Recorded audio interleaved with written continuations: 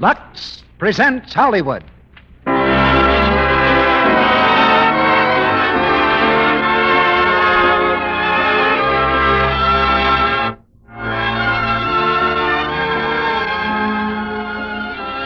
The Lux Radio Theater brings you Alice Faye, Edward Arnold, and Victor Mature in Lillian Russell. Ladies and gentlemen, your producer, Mr. Cecil B. DeMille.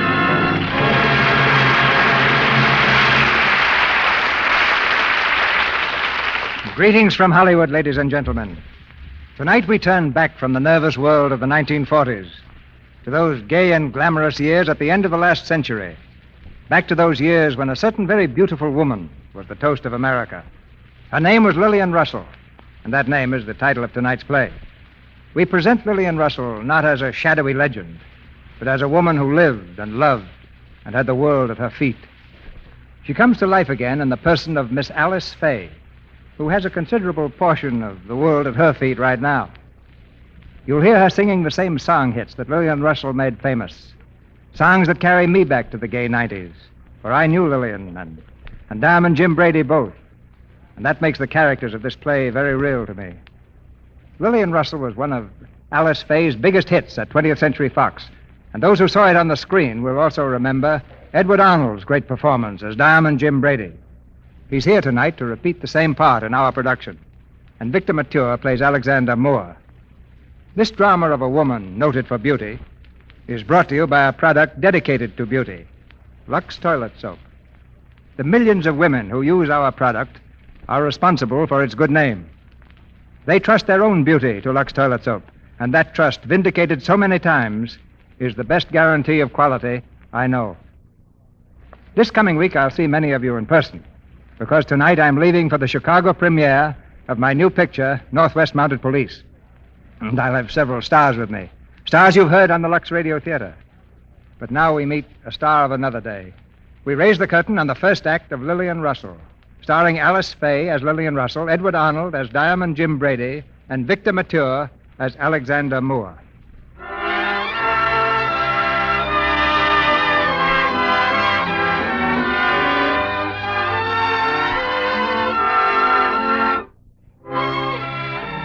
In 1861, a baby girl was born to a Mr. and Mrs. Leonard of Clinton, Iowa.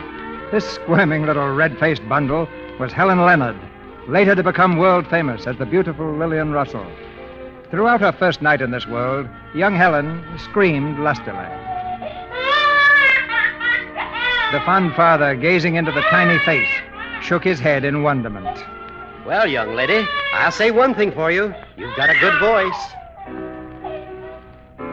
18 years later, in New York City, a man named Leopold Damrosch used almost the same words, this time after listening to Helen sing. Yet hold the lads, they smile on me when coming through the ride. Well, young lady, you have a good voice, a very good voice, but not for grand opera. Oh, Mr. Demos, No, I'm sorry to say it, my dear, but you cannot sing opera. Grandma, did you hear? Now, don't let it upset you, Helen. Oh, Grandma. Stop it at once. What is the matter? Grand opera was our ambition, Mr. Damrosch. We moved all the way from Clinton, Iowa to New York. What? Me? Are you a singer, too? I can remember having rather a nice voice when I was young. Oh, of course, everybody remembers having a good voice when they were young. Well, it was good. Oh, please, Grandma. She's just excited, Mr. Demos. I know. She's like all grandmamas. Your mama is dead, young lady? Oh, no, Mr. Demos. Why is she not with you? Well, she happens to be very busy right now. You see, Mother's in politics. Oh, suffragette. She's just been nominated to run for mayor of New York City. Mayor of New York? A woman? I suppose you taught her such nonsense, eh? On the contrary, Mr. Damrosch. I believe a woman's place is in the home. You're right. And I'm right about Helen, too. She has great talent, Mr. Damrosch, whether you think so or not. Oh, Grandma, Ladies, please. the interview is ended. Good afternoon, please. Very well. Come, Helen. There are many things in the world. And too many grandmothers. Young lady, you will come back tomorrow at 3, please. At 3? For your first lesson. Oh, Mr. Demos, are you really going to teach me? I am. I like you very much, and I am sorry for you. Sorry for me. Why do you say that? Because you are beautiful, and even though you might have great success, you will most likely be very unhappy. Beautiful women generally are. But why, Mr. Damos? Why? Because so many men will fall in love with your beauty, you may never know which one really loves you. 3 o'clock tomorrow, yes? 3, Mr. Danvers. Go right across 14th Street, coachman. Yes, ma'am. Oh, Helen, isn't it wonderful? A pupil of the great Leopold Damrosch. And he is great, my dear. Why, he was famous in Europe long before he came to America. The old buzzard. Oh, Ginger. Oh, Teddy. Coachman, what's the matter? That band music. The horses don't like it. Well, turn off the street. Oh, look, Grandma. It's a suffragette parade. Oh, Ginger. Equal rights for women. Votes for women. They ought to be home taking care of their kids. Easy, boy, easy. Ho! Ho there! Helen, they're running away. Sit down, Grandma. Stop them! Stop the carriage! Ho! We'll be killed! Hold on, Grandma. Helen! Hold on. Head them off! Head them off! Grandma. Ho there!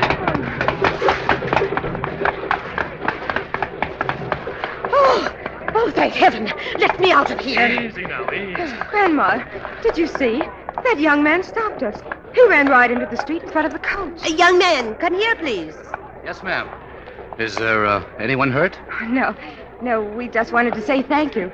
I saw what you did running in front of the horses that way. Oh, that's all right. I'm glad you weren't hurt. Hurt? Young man, if it weren't for you, we'd have been killed. Oh, I just happened to be in the way, that's all. You're very brave. And if you don't mind my saying it, you're very beautiful. Thank you again, young man. Come along, Helen. Bye. Goodbye.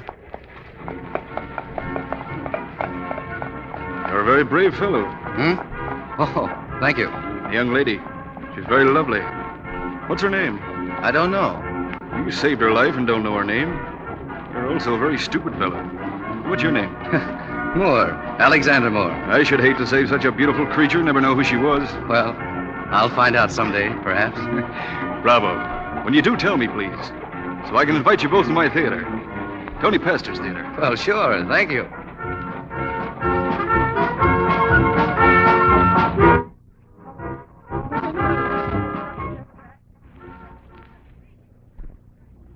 Receiving only 84 votes. Oh, it's horrible, Mother. You've been terribly hurt, haven't you? Not really hurt, dear. Humiliated a little. But you were crying. I've often cried, but I was never caught at it before, and I don't want you to tattle either. Oh, I won't. I won't if you promise me you won't cry anymore. Very well. If you promise me, you'll forget all this stage talk I've been hearing lately. But, Mother, I talked to Leopold Damrosch about you yesterday. What did he say? Well, he feels you have a great career. He thinks you're beautiful. Yes, he told me that, too. Did he tell you to be afraid of it? Mm-hmm. But I'm not. I'm not because I don't think I'm beautiful. You're going to find yourself very attracted to men, Helen. Oh, I won't mind that, Mother. I don't dislike men. Anyway, I've never seen anyone I thought I could love except... Except whom? Oh, I don't even know his name, and I'll probably never see him again. So you see, Mother, you don't have to worry about me. What was that? Someone threw a stone at the window. Father, what's the matter? Cynthia, there's a crowd outside the house. What do they want? Hey, where's the lady mayor? Bring out the 84-vote mayor. I'll go down and speak to them. Mother, I wouldn't if I were you. You can't go out there, Cynthia. They're drunk. I'll send them away. No, Father, please let me go. Helen, come back. Leonard, stop her.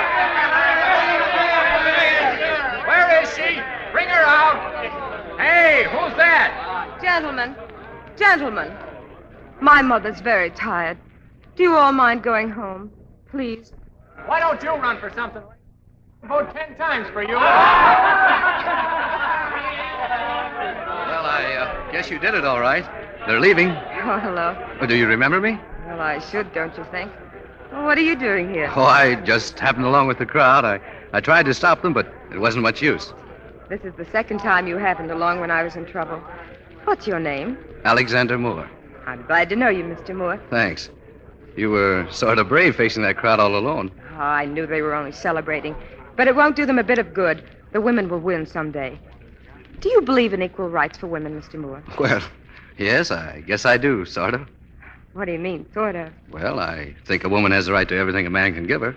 Don't you think she's also entitled to her own success? Well, now, that all depends on what she calls success. What's your ambition? Well, first of all, I want everybody to love me. And yet, I want to love one person so madly that nobody else matters. That's selfishness, isn't it? No, you don't understand. I want everybody to love my work. On the stage, I mean. Oh, are you an actress? Well, I hope to be someday. What's your ambition? A job. What kind of a job? Well, any kind right now.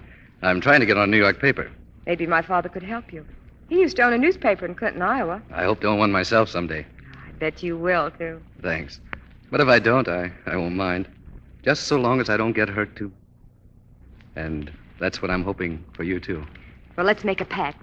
If you get on a newspaper before I get on the stage, you take me out and we'll celebrate. And if you get on the stage before I get on the paper? I'll take you out. Isn't that fair? Well, not exactly.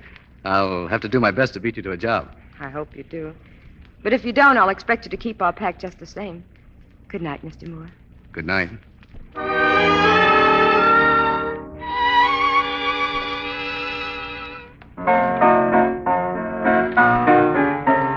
Many a heart is aching if you could read them all. Hope that has vanished after the ball. That was fine, Helen. Bravo! Bravo! Who's that? Sounds like someone in the yard. Let's go see. Bravo! Oh, there he is, that man coming through the gate. Good evening. Pardon the intrusion, please, but I was down Faye next door, and I couldn't resist the sound of your voice. I'm Tony Pastor. Pastor? Not Tony Pastor's theater. No, I'm not the theater. The theater belongs to me. Oh. Young lady, I should like to see you at noon tomorrow. That is, if you're interested in going on the stage. Yes, Interested? Well, we've been playing theater for years. Tomorrow at noon, then? I'll be there, Mr. Pastor. Good.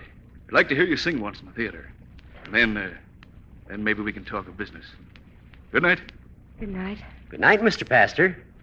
Father, I'm going to sing for him. I'm going to sing for Tony Pastor.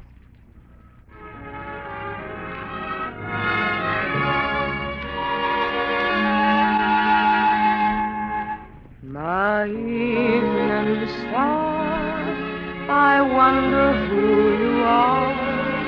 Sit up so high, like a diamond in the sky.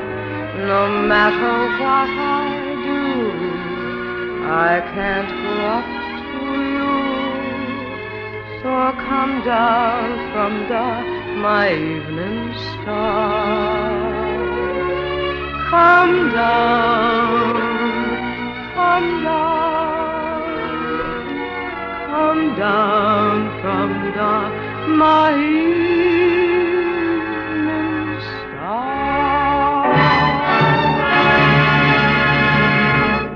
Good. Very good. Come here, please. Sit down, please. Thank you. Did you like it, Mr. Pastor? I liked it very much, Miss. Helen Leonard. Oh, yes. I don't like your name. Here, let's see. What shall we call you? What's your favorite flower? The rose. Rose? No, I don't care for that either. Rose, gardenia, pansy, camellia, Lillian. Yes, I like that. Yeah, Lillian what? Lillian... I have it. I can see it as plainly as if a hand were writing it for me. Tony Pastor presents the great English ballad singer Lillian Russell. From now on, that's your name. And something tells me it'll be a very important name. Will it? Don't you like Lillian Russell, my dear? Yes. Yes, of course I do, Mr. Pastor. But somehow I already feel lonesome for Helen Leonard.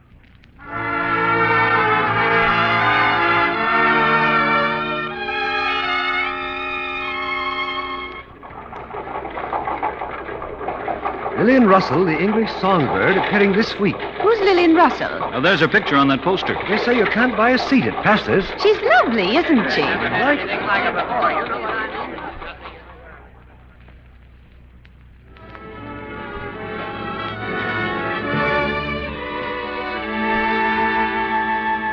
My evening star, I wonder who you are. No seats available, sir. Standing room only. Oh, this is all right. Oh, good evening, Mr. Pastor. Can't you get a seat either? Huh? Oh. Well, I always watch the show from here, Mr. Moore, wasn't it? Yes. She's wonderful, isn't she? Wonderful? She's the greatest success I've ever had. A star in a little more than 3 weeks. Would you like to come and meet her after the show? Oh, no, thanks. But I imagine she's pretty busy these days. I'd rather not bother her. Come down, my evening star.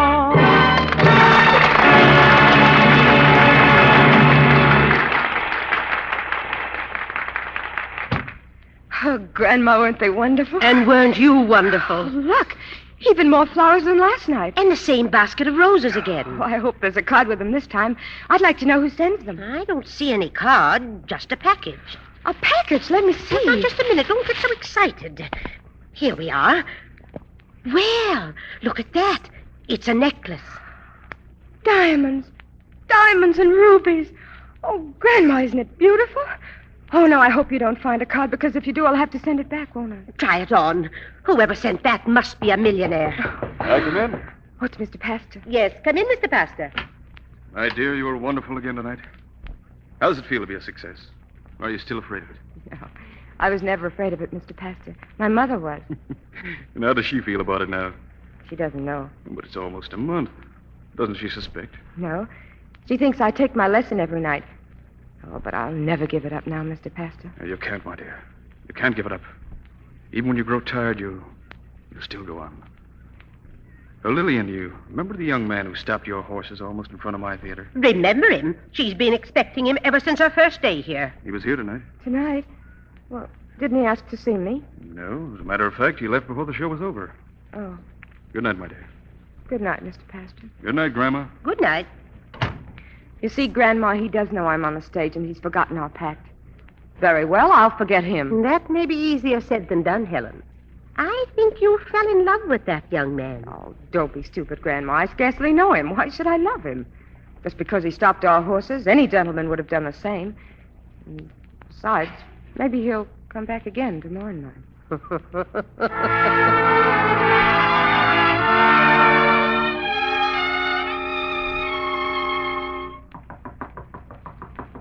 Helen.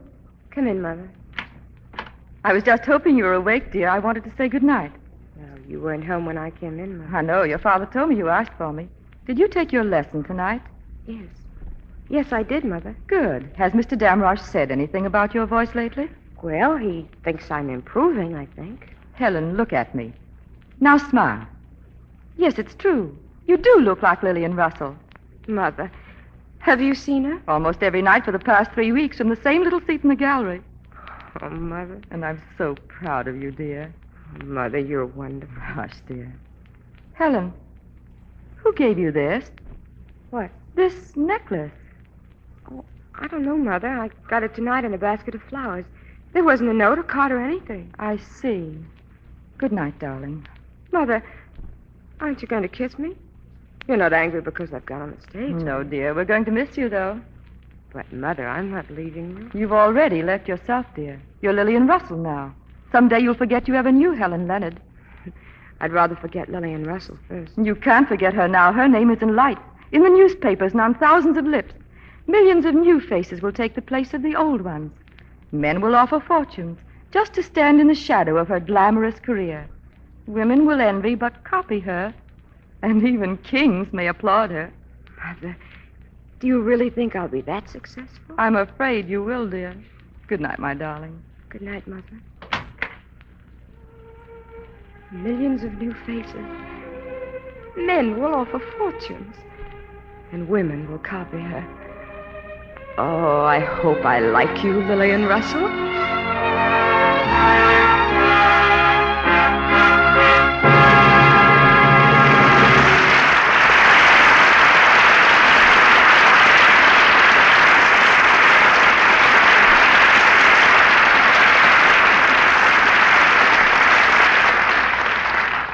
In just a moment, Mr. DeMille and our stars, Alice Faye, Edward Arnold, and Victor Mature, will bring you Act Two of Lillian Russell. Oh, Sally, did you say you had something to tell the ladies in our audience? Yes, Mr. Ruick. I've got a helpie that I think is a dandy. A helpie? What's that? Well, you just listen. Now, every housekeeper knows that it spoils the appearance of a bathroom if when you run a hot bath, you get the room all steamed up. Well, the mirrors get clouded and the guest towels get limp. Well, I have discovered a way to avoid all that. Well, tell us about it. Well, here's what you do. Now, first, before you run any hot water at all, you run the cold water for a while. Then you add as much hot water as you like. And the bathroom doesn't get all steamed up? Why, that's a very good household hint. And now I see what you mean by helping. It's a hint that helps, isn't it? Yes, Mr. Ruick. And this particular hint is especially good when you're expecting company. So the bath you take just before the guests come, Doesn't spoil the spick and span look of the bathroom. Oh, I see. Your Lux Soap Beauty Bath that makes you feel fresh as a daisy in spite of the fact that you've been busy all day sprucing up the house and getting dinner ready. Yes, sir. That Lux Soap Beauty Bath that thousands of women take every day. Not only because it peps them up, but because it makes them sure about daintiness. Sure of skin that's really fresh and sweet. That's where Lux Soap's active lather comes in. And its nice, delicate perfume. Yes, Sally, it's costly perfume. But Lux Toilet Soap sells for only a trifle because so many millions of people buy it and use it every day. Volume production brings the price down, you know. And of course, the screen stars out here and women everywhere find that Lux Toilet Soap is a wonderful aid to complexion beauty. Actually, 9 out of 10 screen stars, lovely women everywhere, use gentle, white Lux Toilet Soap. Now, our producer, Mr. DeMille. Act 2 of Lillian Russell, starring Alice Faye as Lillian Russell, Edward Arnold as Diamond Jim Brady, and Victor Mature as Alexander Moore.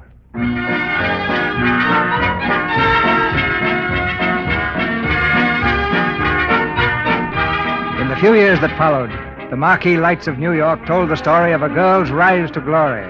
Lillian Russell in Pinafore, Lillian Russell in Olivet, the Pirates of Penzance, the Grand Duchess, show after show, hit after hit, until her name shone like a brilliant star over the world of the theater.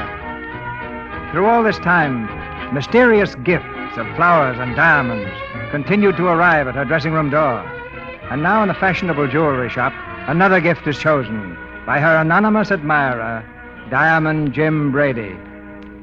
Look at this pendant, Jim. The center stone is 12 carats. Mm-hmm. That's all right. It was part of the Chadwick collection, originally set in the crown of Louis XVI of France. Well, I suppose he lost it when he lost his head, huh? How much? Well, And remember, this is Jim Brady talking and not Louis XVI. To you, $15,000.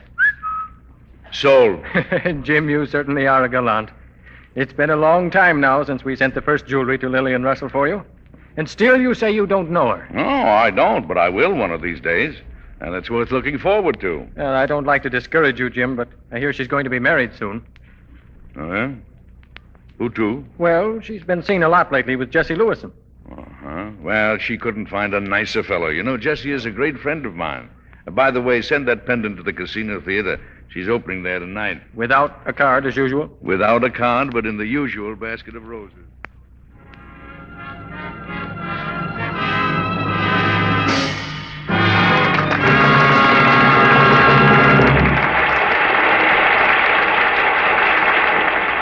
She's more beautiful than ever. The second act's as good as the first. This is Lillian's greatest triumph. Well, she's done it again. That girl is marvelous. You like her, don't you, Jim? Well, don't you, Edna? Yes, but I'm a little jealous of the way you look at her. Oh, don't be silly. I don't even know her. You will. Hello, Jim. I was just looking Hello, for you. Jesse. I beg your pardon. That's all right. Dear, this is the famous Jesse Lewison. Jesse, meet Miss Edna Macaulay. How do you do? How do you do? Famous for what, Jim? Well, for being a great friend of the Lillian Russell, for one thing. Well, that reminds me. Would you like to see something very interesting? He would if it's Lillian Russell. Well, it is. She's going to sing over the long-distance telephone for President Cleveland during the intermission. You mean she's going to sing here and the president is going to listen in Washington? Exactly. After the show, we're all going to Rector's. We'll expect you both. Rector's? I'll be there. Oh, by the way, Edward Solomon's coming along. Solomon? Yes, the young fellow who writes his songs. He's rather jealous of Lillian and inclined to be a little hot-headed. Don't pay too much attention to it.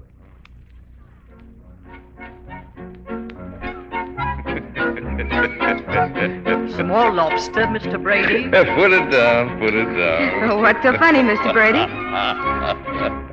I was just thinking of President Cleveland at the other end of the telephone wire, listening to Lillian Russell when all the time you were really singing to me. Well, I was very nervous, and you were very encouraging. Yes, I don't think you could have done it without him, Lillian. Teddy. Oh, now, Mr. Solomon, I didn't say that. By the way, you were very good tonight, Mr. Solomon. You played the piano beautifully. You flatter me, Mr. Brady. Oh, no, not at all. I've been an admirer of yours for some time. I know a lot of your compositions. Well, thank you. You know, you should write all of Miss Russell's songs. Someday I hope to write at least one that's worthy of her. Oh, that's sweet of you, Teddy. Say, look, Mr. Solomon, will you do something for me? Have the orchestra play one of your songs, and you play it with them, huh? You know our weakness, Mr. Brady. Musician can't resist the opportunity of showing off. Excuse me, Lily. Thanks. Well, we seem to be alone, don't we? Oh, aren't you surprised, Mr. Brady? No, not very much. I rather enjoyed watching you work it out. Is that how you planned your steel railroad cars and all that sort of thing? What do you know about steel railroad cars? Nothing. But I know all about Diamond Jim Brady. Do you really eat as much as people say you do? Well, how much do they say? Well, I heard someone say that he had seen you eat 6 dozen oysters on the half shell, 3 tureens of mock turtle soup, 5 steaks. Well, wait a minute. It's a lie. It's a libel. I never ate over 3 dozen oysters and 4 steaks at one time in my life. Oh. Yeah. You enjoy eating? Well, I like good food. Yeah, so do I. Tell me, what's your favorite of all food? Corn on the cob. No. Mhm. Well, that's mine, too. How many years can you eat? Oh, when I've been really very hungry, I've eaten 2 or 3, maybe. Oh. I bet you I can spot you 3 and beat you by 10. Well, we'll try it sometime.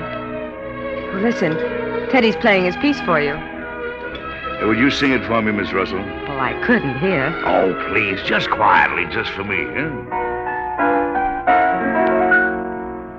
Adored one, my wonderful adored one, so lovely, so charming and divine, just like a melody, you seem to haunt me, to taunt me, won't let me free. Adored one, you smile and you enchant me. Please grant me the right to call you mine. My heart will sing again, my darling, when you do. Adored one, I'm so in love with you.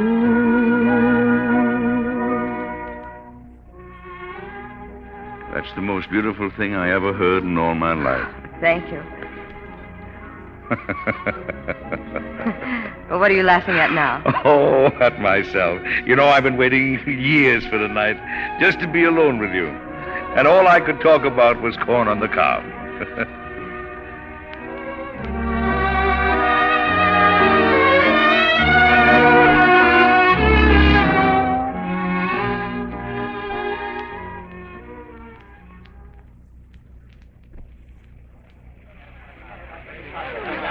Keep the doorway clear, please. No waiting at the stage door. Hello, Jim. Hello, Jesse. What are you doing out here in this storm? Oh, I like storms. You know, ever since I was a kid, I loved to walk in the rain. I've had some of my best ideas walking in the rain. Did you have a good one tonight? Well, yes, Jesse, I did. That's why I'm waiting for Lillian. Do you mind? Well, I haven't exactly the right to mind yet. But I'm going to be honest with you. I love Lillian, Jim. I'm glad you told me, Jesse. And I'm going to be just as honest with you. I love her, too. All right, Jim. Let the best man win. Yeah, and we'll let the loser be the best man at the wedding, eh? Stand back, please. Harry, pull up that carriage, quick. What's the excitement, Joe? The company just found out about the folks getting married today. Somebody in the show getting married? Who? Didn't you know, sir? Mr. Solomon and Miss Russell, they got married this morning. Here they come. Good luck, Miss Russell. Good luck, Mr. Solomon. Solomon. I never figured on him. Well, Jim, it's still raining. Got another idea? No. I guess that was my last one.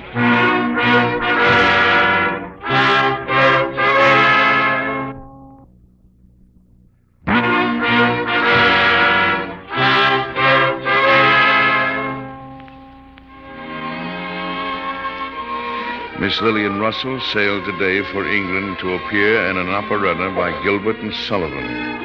Sailing with her was her husband, the composer, Edward Solomon.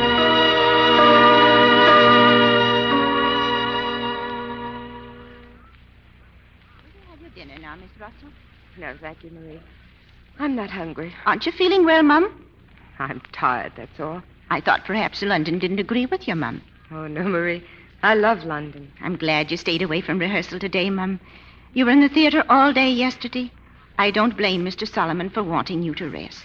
I never get tired of the theater, Marie. Oh, I'll go. It's probably Teddy. Hello, darling.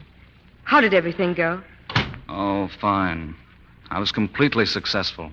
Not only did I get you out of the rehearsal, I got you out of the show. Stop joking, Teddy. What happened? I told you you're fired. Simply because I missed rehearsal? That started the argument. Oh, now you didn't lose your temper again, did you? Very well, crawl to your London tramp if you want to. Get on your knees to Mr. Gilbert and apologize. I don't care. I can even tell you exactly what he'll say. My dear Miss Russell, of course I want you back, but I don't like your meddlesome husband. He's selfish and stupid, and he doesn't want anybody to do anything for you but himself. That's what he'll say to you. Unfortunately, it's the truth, every word of it. I can't help myself, Lillian. That's how I feel about you. I want to write you the greatest operetta of your career. And I can do it if you'll have faith in me. I'll start tonight. This very minute. Teddy, darling, sit down beside me. I know what you want to do for me, and I love you for it. And someday you will do it. You have faith in me? You have? Yes, Teddy.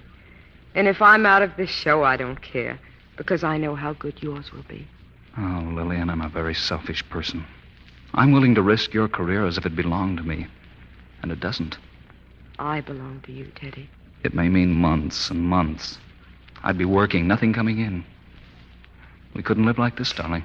Then we'll move to a less expensive place, and we'll be just as happy as we are now. Lillian... Now take me in your arms. Hold me tight. And never let me go, darling.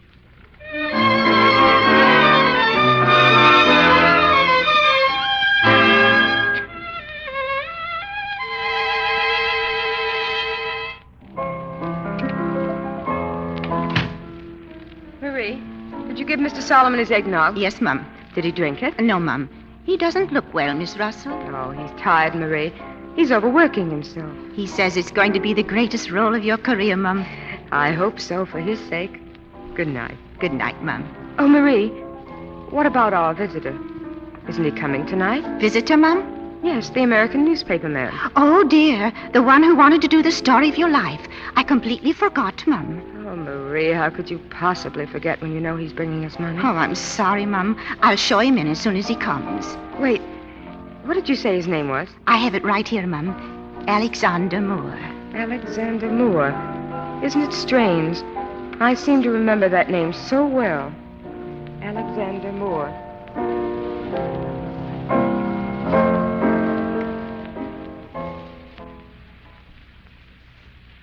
And now this is the agreement, Miss Russell. It gives our paper the exclusive right to publish your story. You'll have to sign where it says accepted, and this is your check. Tell me, why did you break our pact, Mr. Moore? Huh? Our pact? Mm-hmm. Oh, I didn't think you even remembered me, Miss Russell. Oh, that doesn't answer my question, Mr. Moore. Well, I don't think I can answer it without quibbling a little. You see, I made my pact with a girl named Helen Leonard. When I found out she was Lillian Russell, well, I got scared, I guess. It seems a long time ago, doesn't it? Yeah. I can see it all as if it were yesterday. We had just left Professor Damrosch's house, and all at once it happened. You seemed to leap from nowhere, and I thought you were going to be killed. Oh, I was afraid you were. And here we are, years later, signing a contract for my life story. It would have been a very short one if you hadn't have been so brave. Maybe it wasn't bravery. Maybe it was just a newspaper man saving a good story.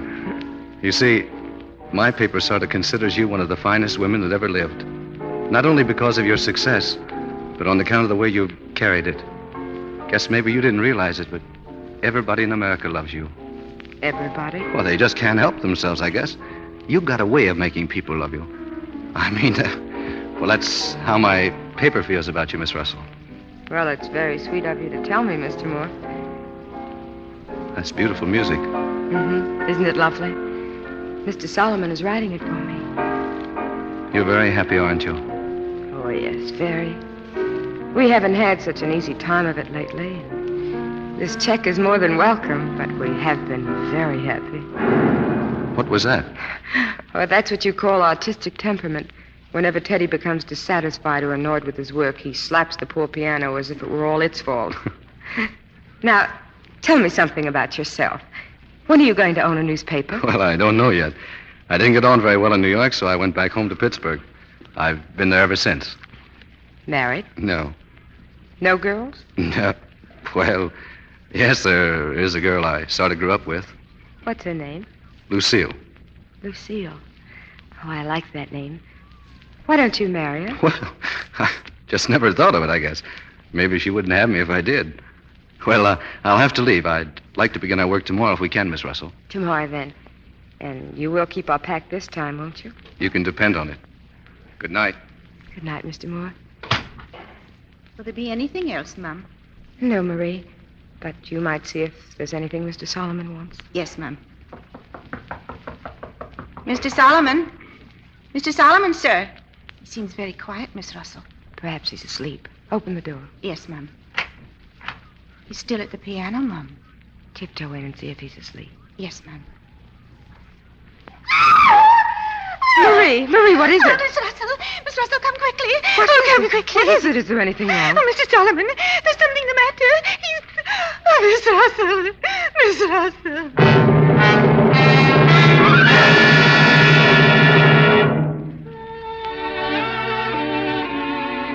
Lillian Russell's husband dies in London.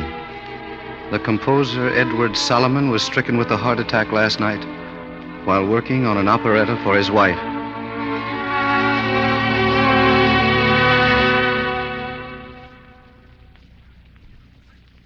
Some more flowers, Miss Russell. Aren't they beautiful? Yes. Lovely. There's a card with them, Mum. Read it for me, Marie. Dear Miss Russell, I'm so sorry. Alexander Moore. Mr. Moore phoned to say goodbye, Mum. He's leaving for Paris today. But he said if you wanted to reach him before he sailed for America, America?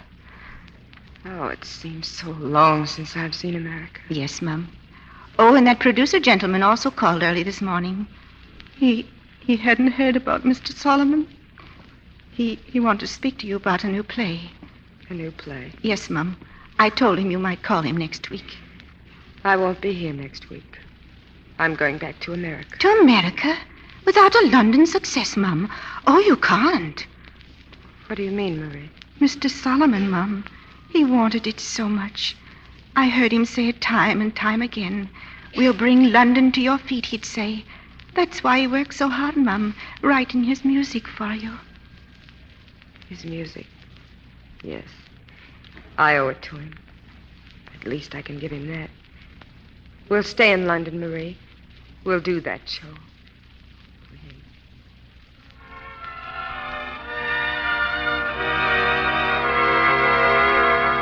Blue lovebird, your song's a tender thing that wasn't meant to sing alone. Blue lovebird, still singing for your mate, but it's your fate to wait alone. Once there were two of you singing to the dawn. What can a lovebird do when his love has gone? Blue lovebird, your song becomes a sigh. It seems that lovebirds die alone.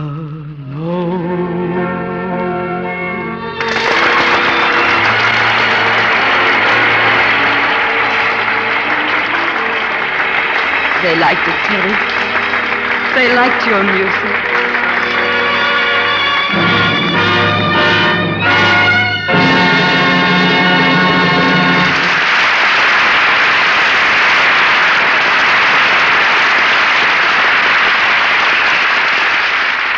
In just a moment, Mr. DeMille and our stars Alice Faye, Edward Arnold, and Victor Mature will bring you Act 3 of Lillian Russell. And now, here's Libby Collins, our Hollywood news reporter. She went over to 20th Century Fox a while ago to see what was going on over there. And if I know Libby, that gleam in her eye means she came back with a real story. Well, Mr. Ruick, I know that when it comes to stories, you're from Missouri. But this story is true, and it's about a young lady who really is from Missouri, Brenda Joyce. Brenda Joyce? Why, she's one of the most promising young starlets over at 20th Century Fox. I'll never forget the way she played the part of Fern Simon in the Rains game. Wait until you see her in her new picture, Public Deb #1. I watched her working in a few scenes over at the studio. She's terrific. And did you notice her lovely complexion, Libby? I certainly did, Mr. Ruick. Brenda follows the lead of 9 out of 10 famous stars. She uses Lux toilet soap, too. Smart girl, Brenda. But tell us, Libby, what's she like? How'd she get in pictures? Well, Brenda's blonde, 5 feet 4 inches tall, and weighs 112 pounds. And she's every bit sheer glamour. She's been living right here in Hollywood since she was 5 years old, you know. Eventually, she went to work as a photographer's model. And all the local photographers called Brenda when they wanted a typical American girl type. And then one day the usual talent scout noticed her? Right. But the rest of the story is unusual. Her screen test was so extraordinarily successful that she was assigned that first part of hers, Fern, and the Rains came. And guess what she says about Lux toilet soap, Mr. Ruick? Go ahead, Libby, let's hear it. Brenda says she uses Lux toilet soap every day. She never neglects her daily active lather facials because they really work. She says they're the right care for her skin. Well, thank you, Libby. And say thank you to Brenda Joyce for me next time you see her. And now, for those of you who haven't already tried it, here's the way to take the Lux Toilet Soap Active Lather Facial famous Hollywood stars use every day. They know Lux Toilet Soap's active lather is gentle, does a thorough job of removing dust, dirt, and stale cosmetics. Just pat the rich active lather gently into your skin. Rinse with warm water, then a dash of cool. Then pat your face lightly to dry. This active lather facial leaves skin feeling smooth and soft and looking so fresh. Just try it for 30 days. See what this care Hollywood screen stars use can do for you. We pause now for station identification. This is the Columbia Broadcasting System.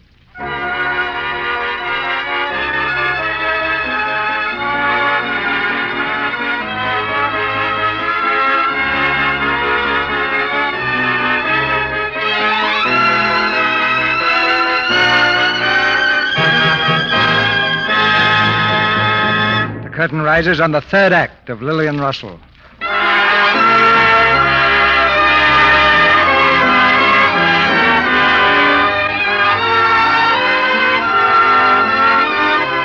With the applause of London still ringing in her ears, the homesick Lillian Russell returned at last to America, to Broadway and her old friends. On a Sunday afternoon, the strollers in Central Park were treated to a rare sight. A bicycle built for 3, speeding along, pedaled gaily by a trio of celebrities. Jessie Lewison, Lillian Russell in her famous white cycling dress, and Diamond Jim Brady in peaked cap and knickers. Stop it. I've had enough. Stop it. I couldn't pedal another foot. Pull up, Jesse. I think Jim's tired. Tired? We've exhausted him. I couldn't pedal this thing another 10 feet. Let me sit down somewhere. Too many lobsters. And going on the cob. Say, that reminds me, didn't you promise we'd stop off for something to eat? That's what's the matter with me. I'm weak. I'm sorry, Jim, but I've got to get back. There's my carriage waiting. Oh, you don't have to leave us now, do you, Lillian? Oh, I'm due at rehearsal. Carriage? Well, when will we see you again? Not until after the show opens, Jim. I'm going to be very busy till then. All right, but I'll be there for the opening. Bye, Jim. Bye, Jesse. Bye. What are you laughing at? Oh, you and me. Every time I start out with Lillian, I end up with you. I don't think it's so funny. You don't either. I know you, Jim. You laugh when you're hurt. You still love Lillian, don't you? Don't you? No? I'm being honest with you again, Jim. I'm in love with Edna. Edna? My Edna? No, my Edna. We're going to be married. Do you mind? Mind? I think it's great. I'm sorry in one way. Why? Because I know how lonely you're going to be without Edna when you lose Lillian again. You wouldn't want to bet a lot of money against my chances, would you? No, but you can't buy her, Jim. I tried that. Yes, but you never offered to lay everything you had in the whole world at her feet, did you? No, not exactly. Well, I will. And it's millions, Jesse. Millions.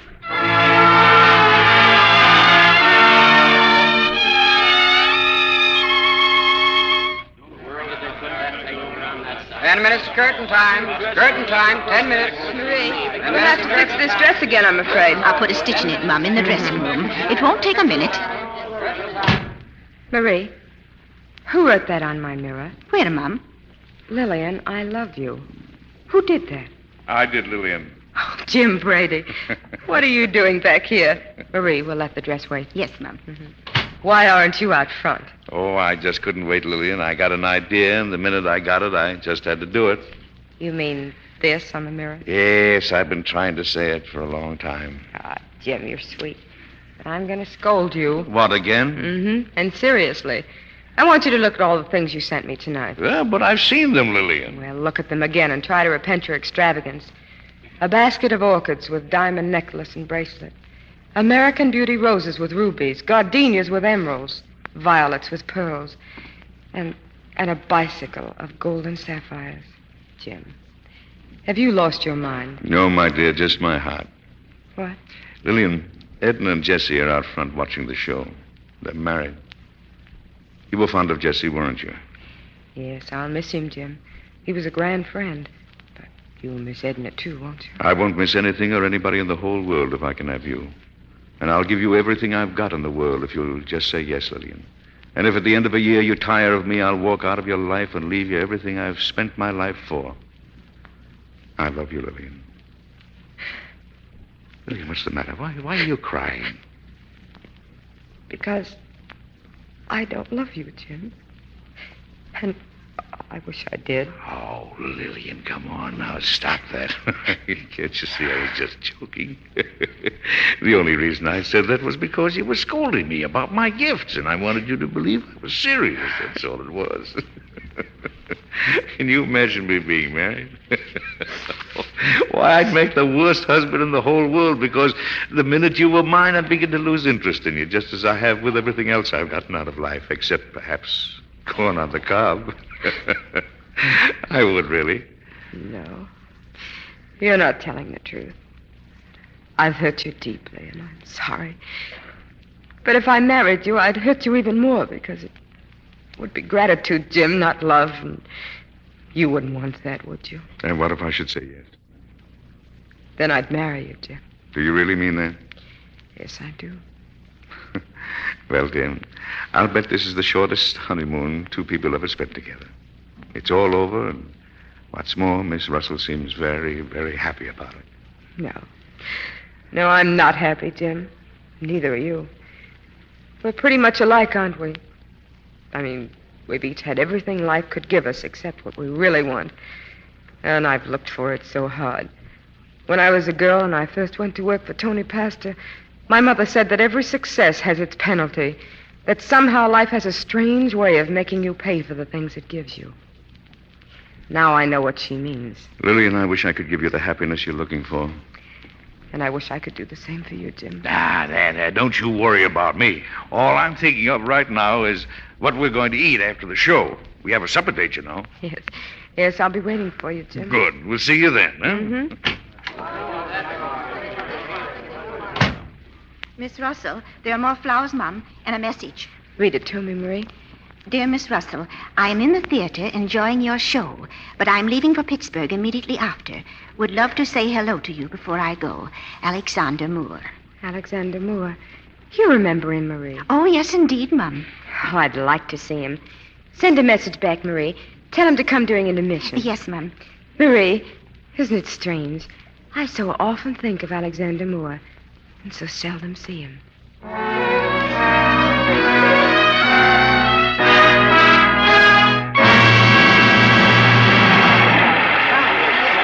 15-minute intermission. Don't forget now, on stage, 5 minutes before curtain. Good evening, Mr. Moore. Good evening.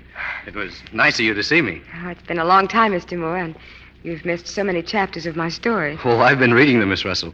Your success has been glorious. Thank you. Tell me, what have you been doing? Still a newspaper man? Newspaper work is seldom just a job. It's a lifetime. I have my own paper now. Oh, I said you would, didn't I? The Telegraph? The Leader. I'll have a review of your show in it tomorrow. A good one? I'll send you a copy of it, so you can finally read an article about yourself in my paper. Oh, I'll enjoy that. And now how about yourself? And Oh, you know who I mean. You told me all about her in London. Lucille? Yes, Lucille. How is she? Oh, I haven't seen her in quite some time now. Oh, I'm sorry. Love can be so elusive, can't it? Yes, it seems that way. Miss Russell, you'll have to change soon. Very well, Marie. Get my things ready. I'll be running along. Will I see you later? No, I'm leaving now, getting the first train I can. But I'll be coming to New York again sometime. Soon? Maybe. Well, why don't you wire me before you come, and we'll arrange to have dinner together? We will? Well, don't you want to? Oh, yeah, sure I do. As a matter of fact, I've had dinner with you lots of times. You have? When? You wouldn't remember. You weren't there. Good night, Miss Russell. I'm glad you came back. So am I. Isn't it a strange coincidence, Mr. Moore? What? Well, ever since I first came to New York, you seem to have punctuated my life. And every time something important or serious has ever happened to me, you've come along. Perhaps it hasn't been exactly a coincidence, Miss Russell. Good night. Good night. We'd better hurry, Mum. Marie, did you hear what he said? He said it wasn't a coincidence. Do you realize what that means? Not exactly, Mum. It means he's been thinking of me all these years. He's been in love with me, Marie, almost all my life. And I think I loved him the very first time I saw him. Grandma told me I did, and she was right. Marie, find him for me, will you? He's leaving for Pittsburgh tonight, and I don't want him to go away, because if he does, it'll probably be years before we see him again. Please, Marie, never mind my dress. I'll get into it somehow. Tell him I don't want him to go. Tell him anything, Marie, but find him for me.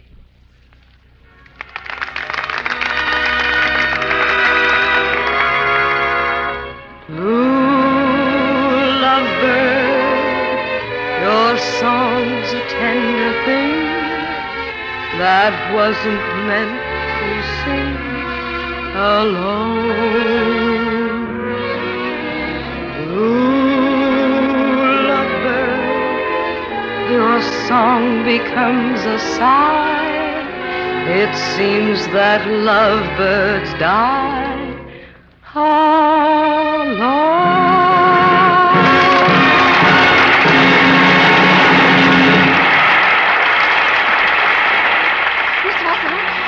Miss Russell. He's in your dressing room. Oh, thank you, Marie. Mr. Moore. Hello. Your maid said that you... Well, anyway, I came back and I saw something written on your mirror, and I thought I'd add to it. Lillian, I love you. Alex Moore.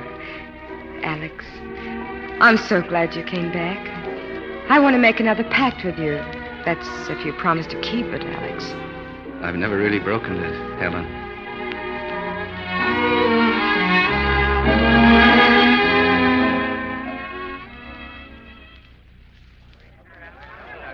The other way, please. No standing in the stage door. There she is. There's Lillian Russell. Good night, Miss Russell. Good night, Mr. Moore.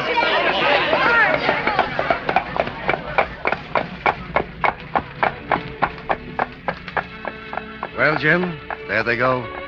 Yeah, she's a wonderful person, Jesse. We may have greater stars, yes, and someday even a more beautiful one. But they'll never be able to write the history of the American theater without Lillian Russell. You join us for supper at Rector's, Jim. That's nice of you, Jesse. But for the first time in my life, I'm not hungry.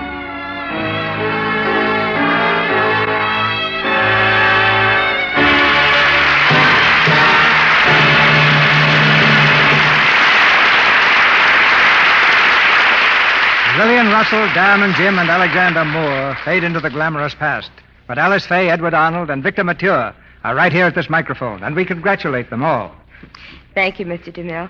I hope we did bring all those people to life for a few moments. Oh, as far as I'm concerned, Lillian Russell was right here on the stage tonight. You're right, Victor. As I remember, Lillian and Diamond Jim, you were both pretty nearly perfect in the parts.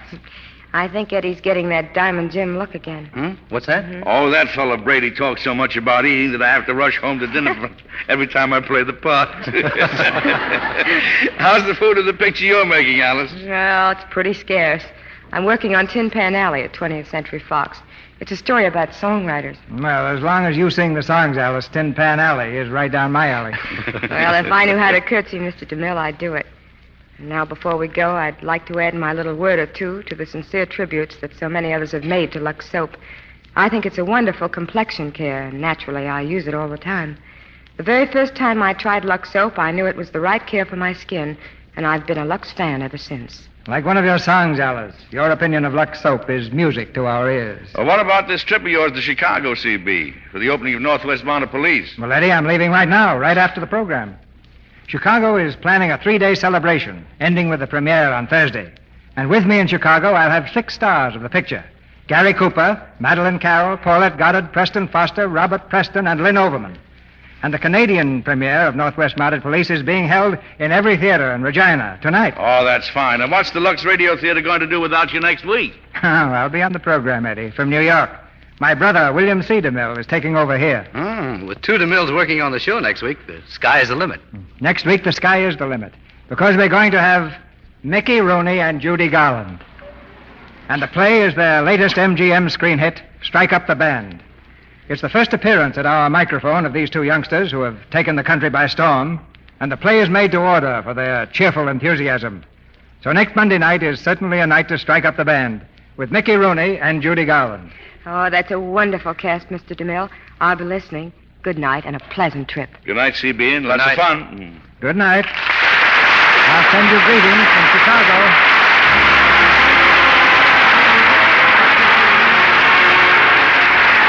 Our sponsors, the makers of Lux Toilet Soap, join me in inviting you to be with us again next Monday night when the Lux Radio Theater presents Mickey Rooney and Judy Garland in Strike Up the Band. This is Cecil B. DeMille saying good night to you from Hollywood. An important announcement. This is Community Chest Time, when you are asked to help fight disease, neglect, disaster, and suffering among your own townspeople. America's strength today is the strength of her people. Her social agencies stand guard over the health and welfare of the weakest among us. Help to keep America and Americans strong. Give generously to your community chest. Heard in tonight's play were Stuart Buchanan as Jessie Lewison, Noreen Gamil as Marie, Beatrice Maud as Cynthia, J. Michael as Tony Pastor, Frederick Mackay as Teddy Solomon, Verna Felton as Lillian's grandmother, Earl Ross as Leonard, Lou Merrill as Damrosch, Dorothy Farrar as Edna Macaulay, and Bob Burleson, John Berry, Norman Ainsley, and James Eagles. Edward Arnold will soon be seen on the screen in the Frank Capra production, The Life of John Doe, to be released by Warner Brothers. Victor Mature appears through courtesy of Hal Roach Studios and will soon be seen in Topper Returns with Roland Young and Billy Burke. Our music is directed by Louis Silvers, and your announcer has been Melville Ruick. This is the Columbia Broadcasting System.